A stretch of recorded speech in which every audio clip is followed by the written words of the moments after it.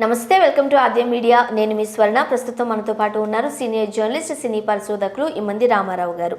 నమస్తే అండి రామారావు గారు. నమస్తే అమ్మా. రామారావు గారు, ఎప్పుడైతే వైఎస్ వివేకానంద రెడ్డి గారి హత్య ఇష్యూ తెర మీదకి వచ్చిందో ఆ సాయంత్రానికో ఆ గంటకో ఆ నెక్స్ట్ డేకో జగన్మోహన్ రెడ్డి గారు ఢిల్లీ వెళుతూ ఉండేవారు.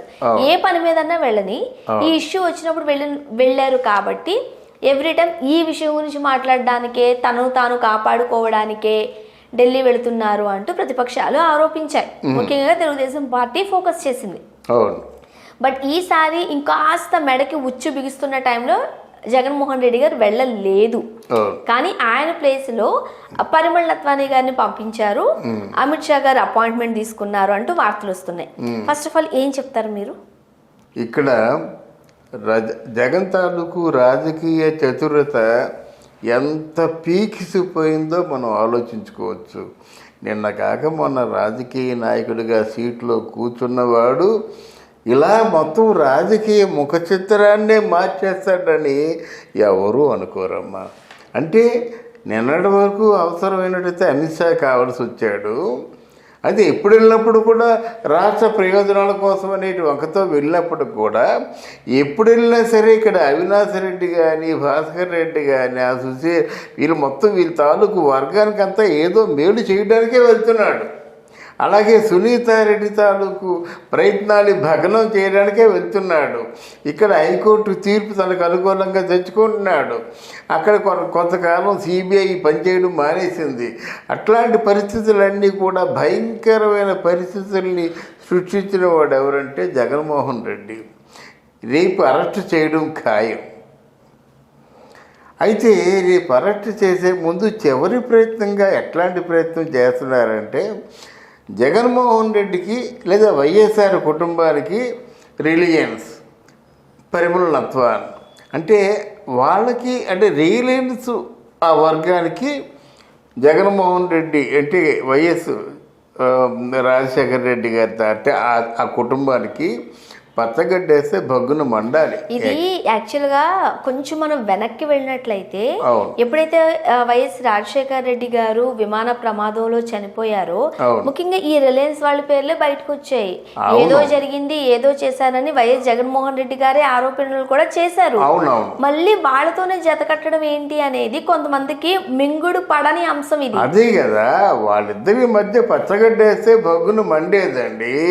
అంత పెద్ద మనిషి మన రాజశేఖర రెడ్డినే కాకుండా చేశారంటే వాళ్ళు తక్కువ వాళ్ళ. అలాంటి వాళ్ళకి నువ్వు ఎంపీ సీట్ ఇచ్చి రాజ్యసభ సీట్ ఇచ్చావా అని ప్రత్యర్థులందరూ అనుకున్నారు కదా. మరి నీకు విరోధి ఎవరైతే ఉన్నారో, నీ తండ్రి చావుకు కారకుడు ఎవరైతే ఉన్నారో వాడికి నువ్వు రాజ్యసభ మెంబర్గా ఇచ్చావంటే నీకు ఎంత రాజకీయ స్వార్థం ఉంది, నీ తాలూకు వ్యక్తిగతమైన లాభాన్ని ఎంత చూసుకుంటావని ప్రత్యర్థులు అంటున్నారు. అన్నట్టే జరిగింది ఈరోజు. పరిమళ నత్వాన్ని ఏం చేస్తున్నాడంటే ఆయనకి ఇంకా మంచి సపోర్ట్ ఉంది. అక్కడ సపోర్ట్ కాదు, పలుకుబడి ఉంది వాళ్ళకి. వాళ్ళు ప్రభుత్వాన్ని వాళ్ళు కొంచెం అంటే అంత మాట అనొచ్చో అనకూడదో తెలియదు, కానీ ప్రభుత్వాన్ని శాసించే అధికారం వారికి ఉంది. కాబట్టి ఆయన వాళ్ళని పట్టుకున్నాడు అన్నమాట. ఇప్పుడు వాళ్ళ తాలూకు మాట ఏమాత్రం చెల్లుబాటు అయినప్పుడు కూడా రేపు అవినాష్ రెడ్డి తాలూకు అరెస్టు ఉండదు. లేదా ఇప్పుడు నా ఉద్దేశం ఏంటంటే, నాకున్న అనుభవంతో నేను చెప్పేది ఏంటంటే, ఇప్పుడు పరిమళ నత్వాన్ని కాదు కదా, ఎవడు అమిత్ షాయే తన మాట తను వినడు. ఎందుకంటే ఒకవేళ విన్నట్టయితే ఆ బీజేపీ పార్టీ తన ఉనికిని తన విలువల్ని శాశ్వతంగా కోల్పోద్దన్నమాట. రాబోయే ఎలక్షన్లో ఒక క్యారెక్టర్ లెస్ పార్టీగా మిగిలిపోతుంది.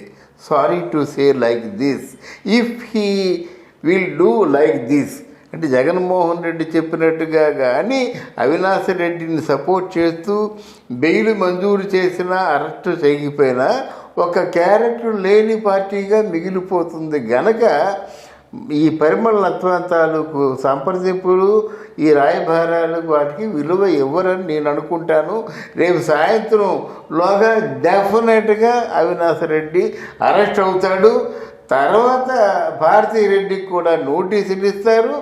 భారతీ రెడ్డిని ఒకవేళ జగన్మోహన్ రెడ్డిని వీళ్ళిద్దరిని కూడా విచారించినట్టయితే కదా వాళ్ళు మంచు కడిగిన ముత్యాలు అవుతారు. ఎవరు? BJP party. భారతీరెడ్డి కూడా నోటీస్ ఇచ్చిన ప్రకారంగా విచారించారనుకోండి, వీళ్ళకి అసలు సీఎం అయినా ఒకటే, ఎవరైనా ఒకటే, వాళ్ళు న్యాయంగా పోతారు, ధర్మంగా పోతారని ప్రజలు నమ్ముతారు. ఆ పార్టీకి ఉనికి ఉంటుంది, పార్టీకి విలువలు ఉంటాయి. లేకపోతే పార్టీ అధోగతి పాలైపోద్దమ్మా. అది అందువల్ల ఇది జగన్మోహన్ రెడ్డి చేసింది చాలా పెద్ద ఫిట్టింగ్ పెట్టాడు. కానీ వాళ్ళకి ఎలా ఉంటుంది? ఇంతవరకు నువ్వు చెప్పింది మేము విన్నాం కదా, ఈరోజు ఎందుకు వినలేదంటే మా ఉనికే ప్రశ్నార్థకమైంది. నువ్వు చెప్పినట్టుగా విన్నావు. బెయిల్ అంటే బెయిల్ ఇచ్చాము, వాయిదాలంటే వాయిదాలు ఇచ్చాము. ఇప్పుడు అలా కాదు కదా. బీజేపీ పార్టీ కేంద్రంలో ఉన్న ఉనికి ప్రశ్నార్థకమైనప్పుడు మమ్మల్ని మేము కాపాడుకోవడం కోసం ఎవరినైనా మేము లెక్క చేయము. ఆ విధంగా వీళ్ళు మన జగన్మోహన్ రెడ్డి లెక్క చేయలేదు. అంటే మా మాట కాదనేసి ఇంకెవరిన పంపించినట్టయితే వాడి మాట మేము ఎలా వింటాము? కోపం వచ్చినా రావచ్చు, అదే జరగచ్చు కూడా. అది రేపు మనం చెప్పుకుందాం. కానీ వాళ్ళ కోపం వస్తుంది కదా.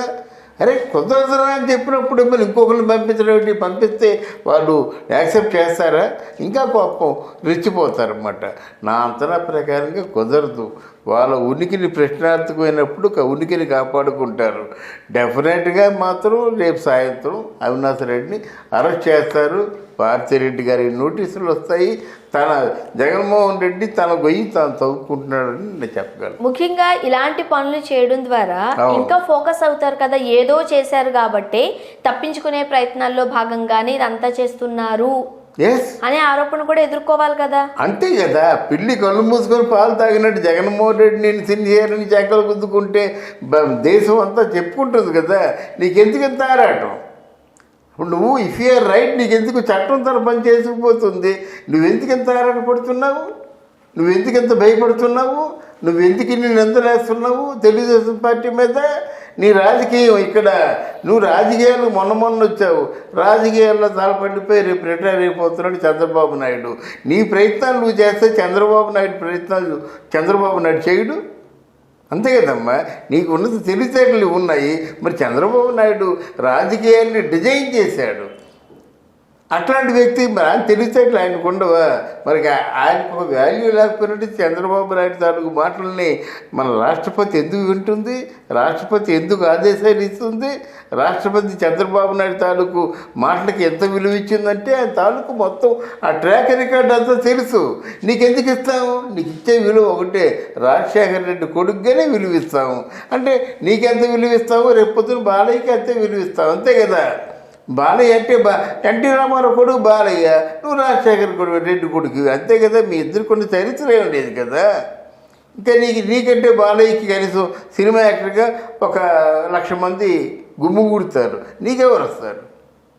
అంటే బిర్యానీ పెట్టి ఒక బాటిల్ ఇచ్చి ఇంకేదో చేస్తే కానీ డబ్బులు ఇస్తే కానీ ఎవరైనా వస్తారా? అందువల్ల నీ పెద్ద ఏదో ప్రపంచ రాజకీయాన్ని, దేశ రాజకీయాల్ని శాసించే వ్యక్తులు నువ్వు కాదు. ఆ నిజాన్ని తెలుసుకో. చూడాలండి ఏం జరగబోతుందో. Thank you so much. డెఫినెట్గా థ్యాంక్ యూ.